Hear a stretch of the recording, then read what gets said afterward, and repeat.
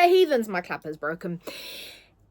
Boy, has it been a reading time of late. I've been reading unhinged, dark romance, romantasy. Oh, it's the only thing that gets my cold dead heart going. It really revs things up. And also one of the things that I love is music, and I did a video a while back kind of matching up some songs, some albums, and some books, and I've been doing a lot of that lately. If you read a lot of particularly indie romance, indie dark romance, there's usually playlists in those books now. That's quite a popular thing to do. And I now, when I read, I listen to some of those playlists. I kind of also make my own. And there's a song.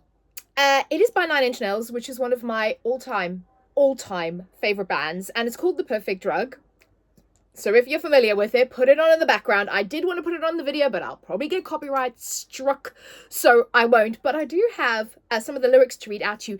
And these lyrics, I mean, they perfectly describe the dark romance books that I've been reading this month. So it's, I've got my head, but my head is unraveling. Can't keep control, can't keep track of where it's traveling. I've got my heart, but my heart is no good. And you're the only one that's understood.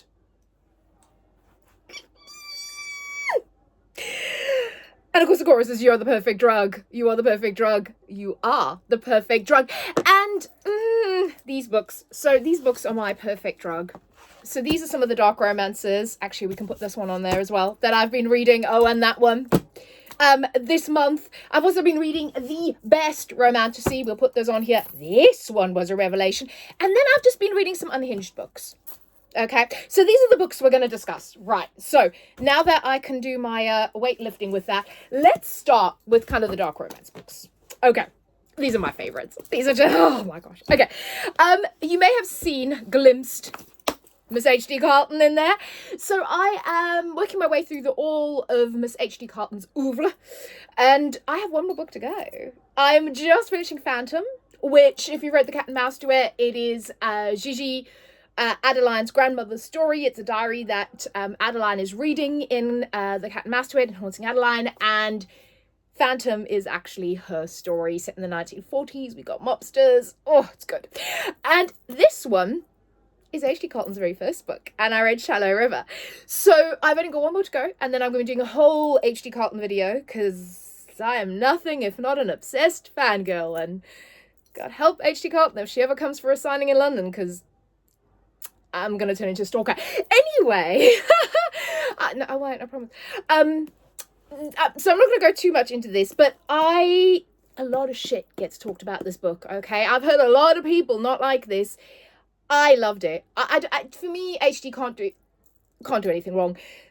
I will say, and like I said, I'll go more in depth on this book, but for me, I really loved it because it kind of is almost like the seeds of The Cat and Mouse Duet. So Mako, who's the main character, the male main character in here, reminds me of Zaid a little bit. And even some of the spy scenes, it's almost like this was the kind of the first draft, and then we got a cat and mouse. But I also still love this for what it is. So essentially, it is also about a woman who is stuck in a really abusive relationship, and the brother of the guy that she's in this relationship with knows that he's abusive because he helped one of the previous partners escape him. So he's trying to help her as well. And you kind of go through all of these stages of her realizing how bad it is and then kind of talking herself back out of it and not being able to leave him. And for someone that comes from domestic abuse and from that kind of environment, I connected with this book on so many. I cried. It was deeply emotional for me, and I think it is phenomenal for that. I also really get the thing where I think you're screaming at the character at certain points to be like, get away from this guy, just get out, and she doesn't. And then this being a dark romance book and fiction, it goes hog wild, and I adore the end of it. And I can see that it's not perfect, but I absolutely love this. I think very hard hitting topics. There's assault essay, also like on page, right? Really, she comes from a really bad home life. Her mother is a prostitute. Her mother's name is also Barbie, which made me laugh. But there's a lot of really heavy topics in here, but I think this is a very important book, and I like I said, I think it sows the seeds. You can see how we got to the cat and mouse duet. So I loved it. Then, if you want to talk about going hog wild, that book just went on the floor. Oh my god, have I read some Unhinged? Okay, the first one we'll go sort of in ascending order of how much I like them. So this first one, I mean, this was a spicy all meat pizza, right? This wasn't my favorite book I've ever read, but the spice was a spicing in this. So I will say this is the second book to the Ritual in the Barrington University The Lords series by Chantal Tessier. This is The Sinner. This is about sin, and I forget what the main Easton. Sin and Easton. Now, what I will say, again, talking about abuse, the main female character, Easton, in this book, she has been abused by her father, by her stepfather. As a child, she was abused all her life, and some of it she remembers, some of it she's repressed. She also really struggles, obviously, mentally with that, and how she sees herself as, she kind of sees herself as a whore, because that's what she's been told all her life, and it's the same really as our main character in Shallow River as well. So she has a very kind of twisted self-image, but she also, her mother is a sex therapist, and when she was younger, she started listening in on some of her mother's sessions, sort of secretly, and she started to realize that some of the kind of the kinks and the fantasies that these people had, she shares those, and particularly when it comes to pain. So this book is very much BDSM, right? But like pretty extreme. I would say I much prefer The Ritual, actually. And I think this one suffered from the same problem again, as I didn't really like the beginning. I preferred the end of it. There's a hell of a lot of sex scenes in this, like, for my taste, more than there necessarily should be, and I'm not entirely sure I'm going to carry on with the series, but it does deal with this kind of complex relationship with herself that Easton has with herself, in terms of how she sees herself and how she sees her preferences. And then you've got Sin, who enjoys delivering pain in every aspect of his life. And so their kind of relationship is very much, he's incredibly dominant, dom sub, very violent, almost too violent for me at times. And I was getting really frustrated with Easton. So again, in Shallow River, I love the main female character. I don't know how much I loved Easton, because she spends 90% of this book really, and I get she's a victim and I get her past and all of that, but like, I wanted her to stand up for herself a bit more earlier on in the book. And that's just me. Chantal can write whatever she writes. I respect the rights of the author to write what they want, but for me, I would have wanted that. So it kind of, I just couldn't, I wanted her to be stronger. I don't particularly like Sin either. Sorry, that may be an unpopular opinion, but I prefer Riot in this series. So while this is super spicy, if you want to read super spicy BDSM, kink kind of things, this is great. This is fun. If that's the spice is the spicing, right? But I don't know if I'm going to continue with the series, because I feel like it's just going to be the same thing over and over again. And tell me if I'm wrong. Tell me if you've read the series and like read further. Then, woo, baby, this is a book. Oh, this is a book. This was a time. Oh, okay. I fucking adored this. I fucking adored. Oh, this book. Okay, so I Will Break You by Gigi Sticks. Okay, so this was perfectly unhinged. So I will tell you, I am in a mood at the moment. I want crazy, unhinged. The weirder the better. I want serial killers, stalkers. I want forbidden. I want taboo. I want all kinds of wrong. I want my jaw to drop. Okay, and the thing is, because I've read quite a lot, it's really it's got to have that for me. And so this did make my jaw drop at certain points, but also I just love the chaos of this book. So this is a dog romance. So, the premise for this, again, please check your trigger warnings, okay? So the premise for this is that we have our main female character. I forget what her why do I always forget the names? It's not even on the back here. Anyway, our main female character. She's an aspiring writer, or shall we say she's a struggling writer. So she's written these kind of, I think, Rapunzelita, she calls them. These like fairy tale retellings. She's shopping them around. Her agent's getting nowhere. She's not selling them. Then she sees this serial killer on TV. His name's Zero. He is gorgeous, okay?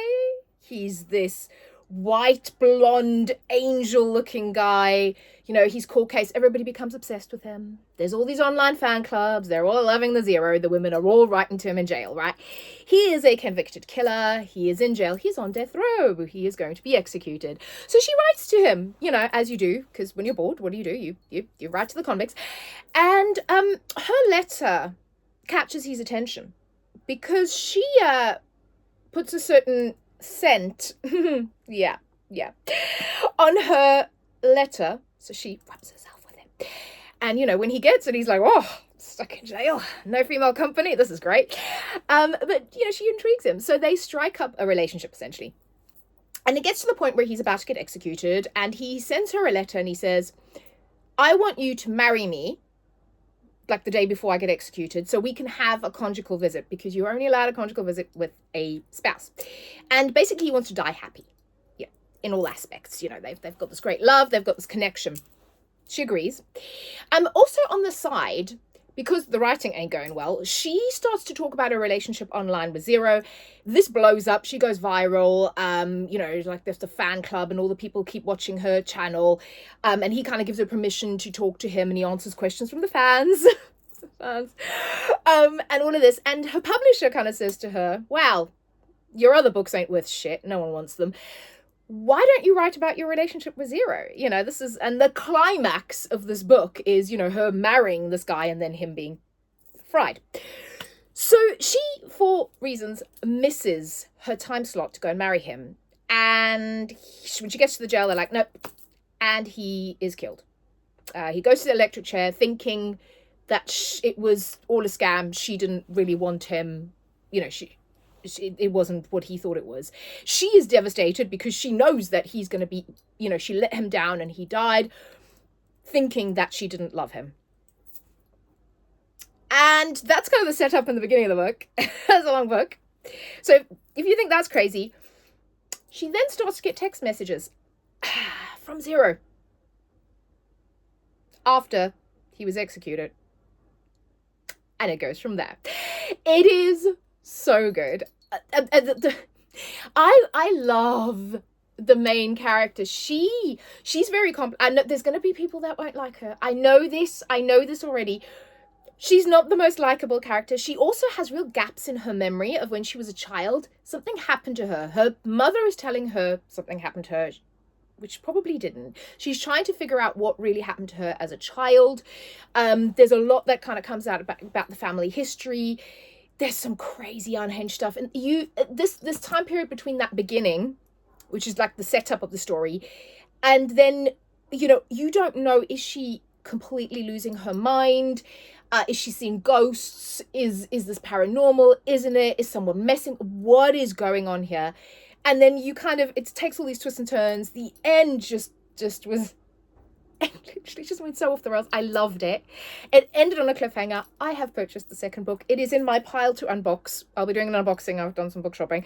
But I literally read this. It ends on a cliffhanger. I will warn you. And I was like, I must know what else happened. So if you like a totally unhinged, the spice is spicing. Oh, yeah. It is dark, unhinged, spicy, super fun. I fucking loved this book. Okay, loved it. Then I finished the Blackwood trilogy. So this is the Blackwood Institute trilogy. Sorry, this is J. Rose. Starts with Twisted Heathens, Sacrificial Sinners, and Desecrated Saints is the third book. I love this entire series. I love. Can I say love one more time? This is a 5-course meal. This is Charlie Hunnam in an apron serving me a mojito.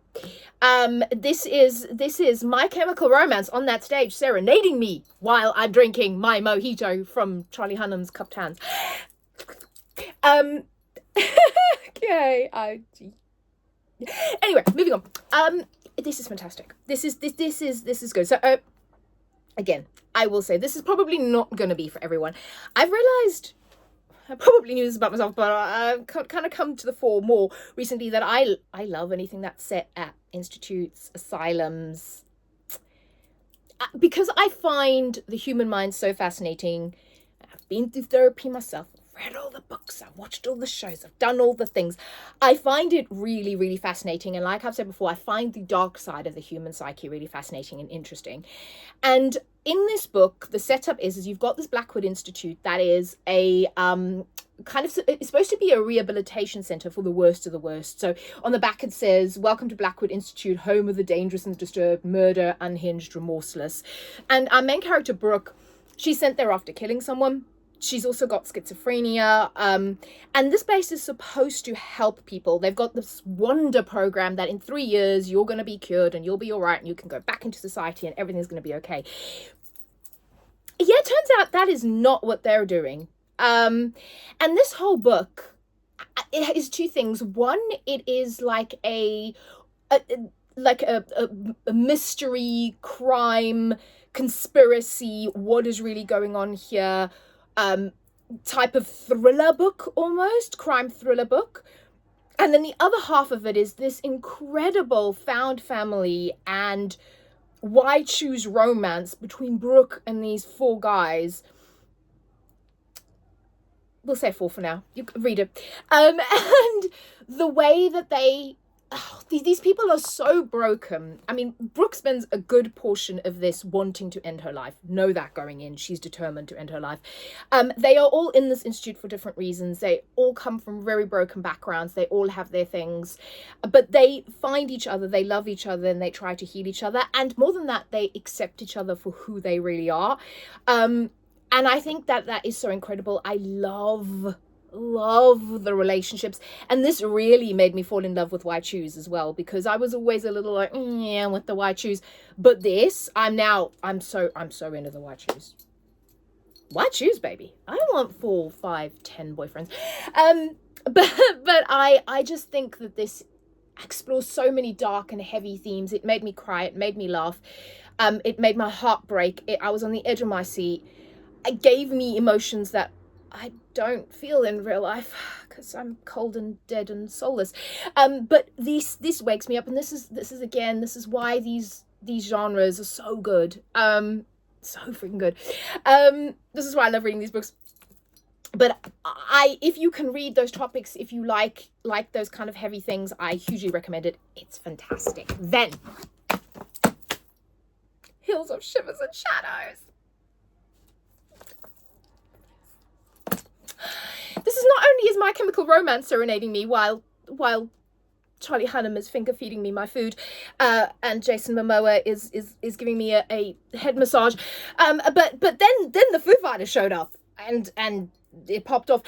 This is just, oh my god, this is so good. I know now why Pam Godwin is considered the queen of dark romance, because she really is. And I don't know why I'm so late on this train, and I'm so sorry, but I'm working my way through all of her books, and there shall be a video.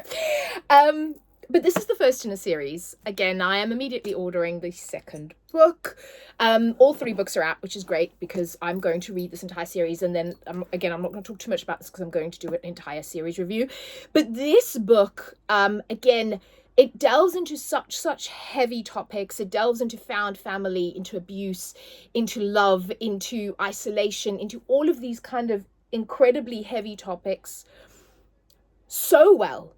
Pam Godwin does it so well, pulls on every emotion that I can possibly imagine. I fell into this book. I don't want to talk too much about the plot because I feel like you should really go into not knowing too much. What I will say is the setup is this. So you've got our main character who is married to like a billionaire in Alaska. They live in a really fancy home. It all seems fine.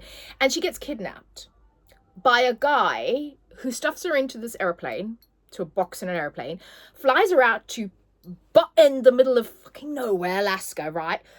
And as she steps off this plane, she sees his 3 grown sons. And basically, he's brought her to this house in the middle of nowhere with no chance of getting away. He's the only one who can fly this plane, with him and his 3 grown sons. And she just thinks, why am I here? Right? And I think you can guess what goes through her mind. What is this? And this goes places and just, like I said, every emotion. The 3 sons in this, they're incredible. I will say, Wolf, if you've read this, I'm a wolf girl, okay? That's what I'm gonna say. But I'm a Cody Leo and wolf girl. But this also has an element of like a survival story to it, because they are stuck in the middle of Alaska. The snow has come in, it's winter, they can't get out, they're running out of food. What do they do? So you've got that element as well. This is exquisite. I'm going to make a bold prediction here, but I'm going to predict that this entire series is going to be one of my all-time top tier, Satan tier, favorite of all time, 10-star series when I'm done with it, because the first book already is. I can't imagine it getting worse. Okay. Then, for those of you that want to stand alone, I know I read a lot of series. I am so sorry. And Andrew, this one's for you. So I've got some standalones. I've read some standalones. So the first one is actually a dark romance standalone. And it's also fairly short, which is good. This is Blackwood. Weirdly, I seem to have Blackwood as a theme. By Celia Aaron. This is about a girl who she's at university and she's doing like I think it's like she's getting a grant to do she's studying like archaeology, and she wants to get a grant to go and dig up some, I think it's Native American Indian artifacts. And she has to get permission from all these places where she wants to dig, because a lot of it is private property. One of those properties is the Blackwood property. And Garrett, who is our very grumpy male lead, when she goes, she knocks on his door. Hi, I want to dinner. And he's just like, fuck off. Okay, get off my property.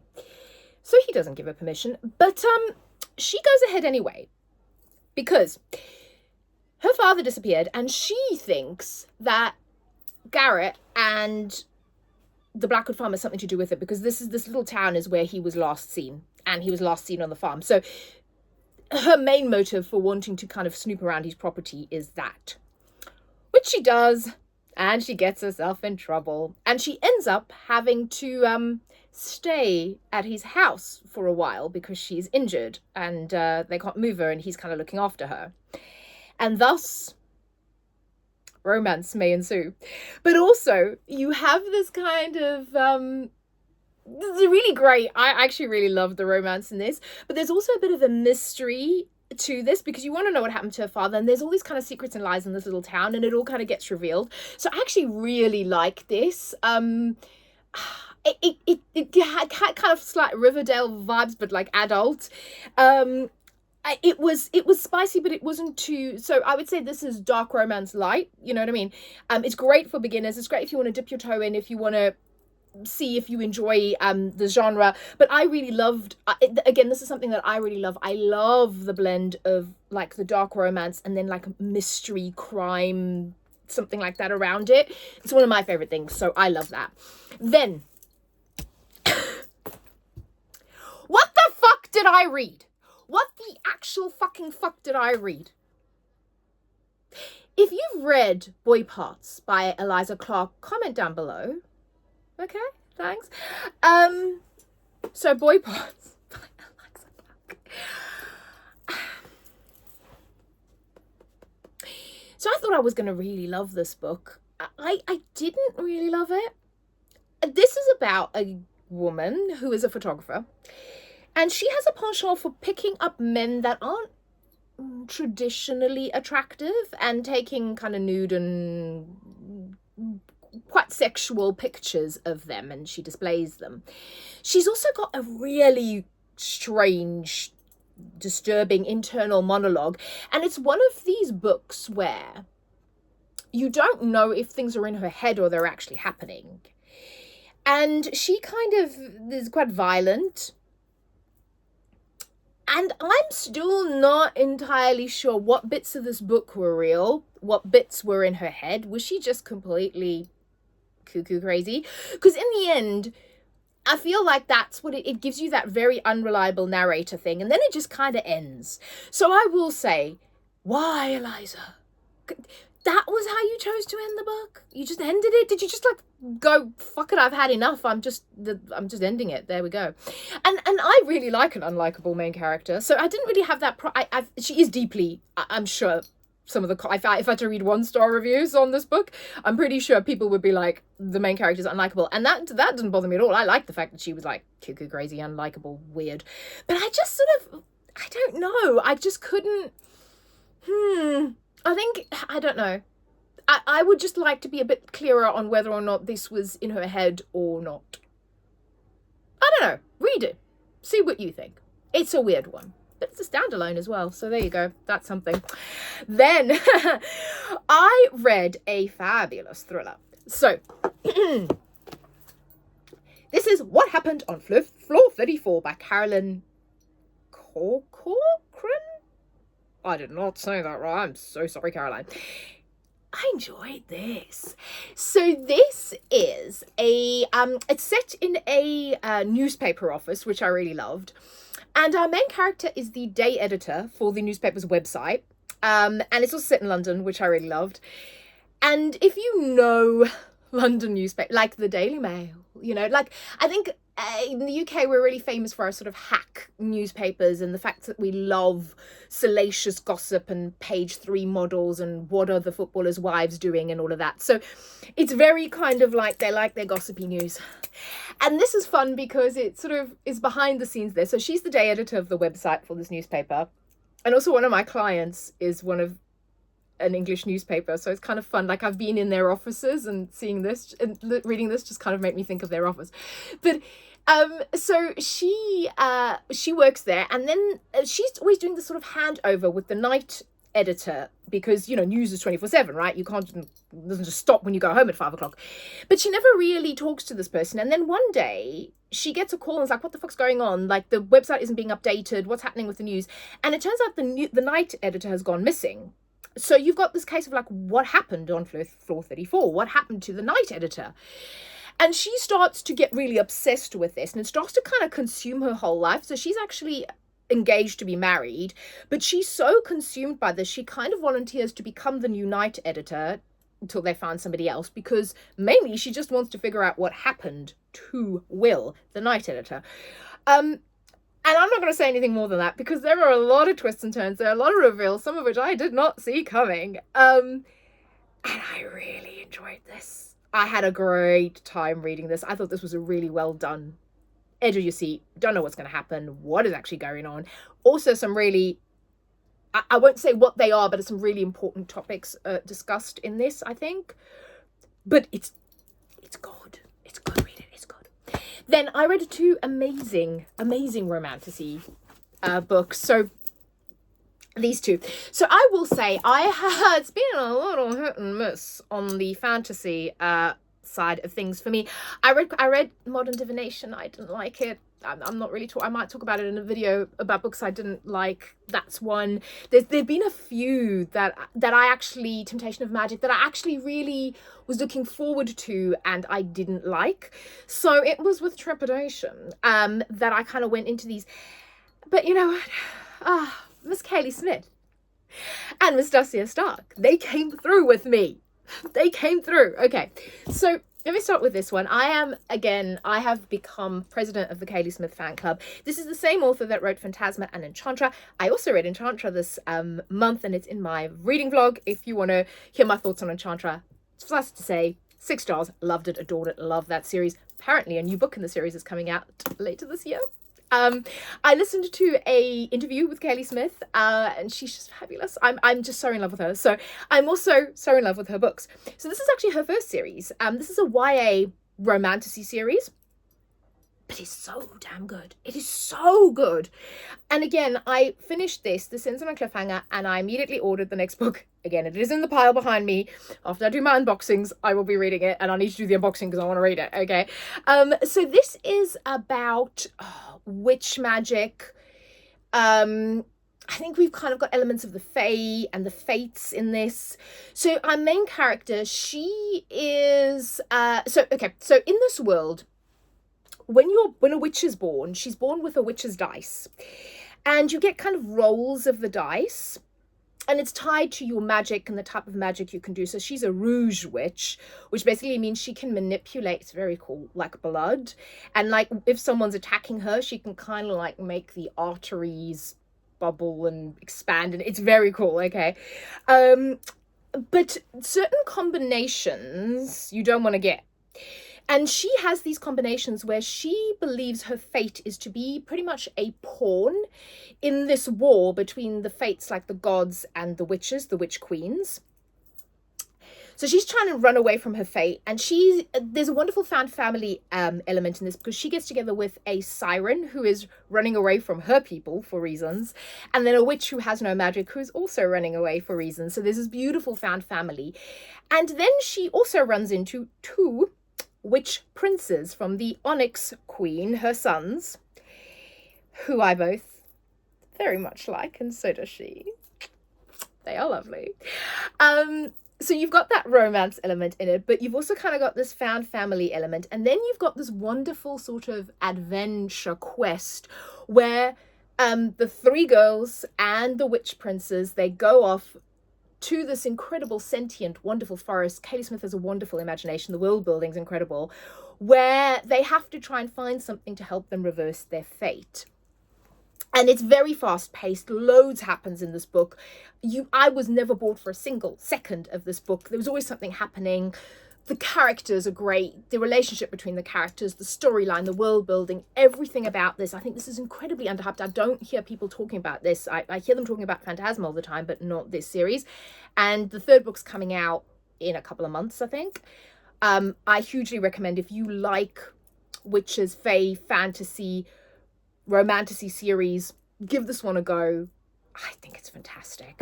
And then the other one, this was such an unexpected joy. This is This Cruel and Lovely by Stasia Stark, and I am a convert because I've not read Stasia Stark before, and I will be reading the next couple of books. So this was sitting on my shelf. I don't know, I think I picked this up in like a Works. So if you know, in the UK. And it has a nice cover. It sounded good. But I don't know if I was necessarily expecting that much of it, but I thought, oh, well, you know what? I'm going to give it a go. It's been sitting on my shelves forever. And this is fantastic. So the setup here is that when you're born in this kind of kingdom, the gods have given you magic, and the king demands that you kind of surrender this magic to him and the gods when you're born for him to use. And then when you turn, is it 25, 23 or 25, you are granted some of this magic back, and you're given like a blue mark to show that, you know, you weren't hiding any secret magic. The king has granted you some of your magic back so you can use it. However, if you are found to not have completely given up your magic as a child, if you're harboring secret magic, it's curtains for you. The king executes you. We also found out that, in a shocking twist, the people that rule the king is corrupt. When does that happen in real life? The rulers of countries are corrupt. Wow. And he hoards all the magic in the capital. And he also has this thing where he seems to, they execute people with magic, but then he seems to hang on to some people that he thinks can be useful for him. So, the people ain't happy. And our main character, she is about to be discovered as harboring some magic, and her magic is really cool as well. She can stop time. Such a cool power. I wish I had that. So her mother goes, you've got to run. You've got to leave this village before the Witchfinder General finds you. So she goes off on the run, falls into a river, and she's trying to get out, and she's trying to survive. It looks like she's dying, and this band of mercenaries comes upon her, and they look at her and go, oh, right. One of them's like, we should help her, and the main guy's like, nah, leave her to it. And off they go. She does survive. She's pissed. She tries to steal their horse. They catch her. But they realize that she may be quite useful for a little scheme that they're cooking up to get them into the capital because of her power of being able to stop time. So they agree to take her to the capital with them because she wants to get to the capital to free one of her friends that has also been captured and is due to be executed. And the story kind of goes from there. And there is a fantastic romance between the head of the mercenaries and our main character. I love this romance. And it's really the world building, the setup, the characters, the relationships, again, so good. The magic system is so much fun. But also towards the last third of this book, the spices are spicing, baby. Oh, yeah. At first I was like, oh, is this a YA series? No. This was good. It's a good time. Oh, I'm enjoying this, and it also ends on a massive cliffhanger. So yeah, you've got magic, you've got the fae, you've got spice, and I'll be reading the second book. It's wonderful. And then let's talk about the last book. So let's go back to one more standalone that I read. This says Friend, Lover, Imposter. Kat K is finally ready to tell her story. This was an arc of this, and so this has just come out on hardback, I believe. So this book is about this author called Kate K. It's hard to say quickly. Kate K. And that's a pseudonym. Nobody knows who she is. You know, so the setup, and I love any books about authors, right? So this is very mysterious. No one knows who she is. Everybody wants to know who she is. No one except like one person, not even like her publisher. Nobody knows who she really is. But she's written this book series that has become incredibly popular. They're now making a movie out of it. The book's called The Lost. I remember the name of the movie, the name of the book. And so again, there's this sort of renewed interest, and she's finally ready to tell her story. She kind of wants to come out of the shadows. So this book is basically, I'd say like in 3 chunks. So you start off with her as a child or a teenager, and her relationship with her best friend in her hometown. Something very tragic happens. She leaves, and she meets this woman who later becomes her publicist or lawyer. She works for her, or helps and kind of helps her get her first book kind of published. And so you've kind of got that portion of the story, and then you've got this portion of the story where they're making this film, and this Hollywood actress is playing the lead in this film, and she meets Kate. This is also a sapphic love story. Our main character is queer. The actress in the film is queer. And I found it really interesting, this kind of like following her through her life and kind of some of the secrets and things that were revealed. I did this thing that I get annoyed about where and this happened to me, I will say, in Fearless as well, where I know what's going on, but the character doesn't. And I don't particularly like that. So even in like things like Poirot, I hate it when I know who the murderer is and we're working backwards. I don't want to know. I want to try and guess. I want to be there with the characters as they discover. So there are some things that she doesn't know that we do know, so that sort of diminished some of my liking of it. And again, the same thing as with Boy Parts. What was with the ending? Now, this is an arc, so I don't know if that was changed in the final version, but it just ends so abruptly. Again, it was like the author went, oh, fuck this, I've had enough. At the end, done. But other than that, it was interesting. If you want something like that, if you think any of those topics are interesting, I would definitely give it a go. But I did have a few issues with some of the plotting and the fact that it did, for me personally, end just really abruptly. It was like, done. And that's me, done. Let me know if you've read them. Let me know what your thoughts are. And I will speak to you all very soon. Bye.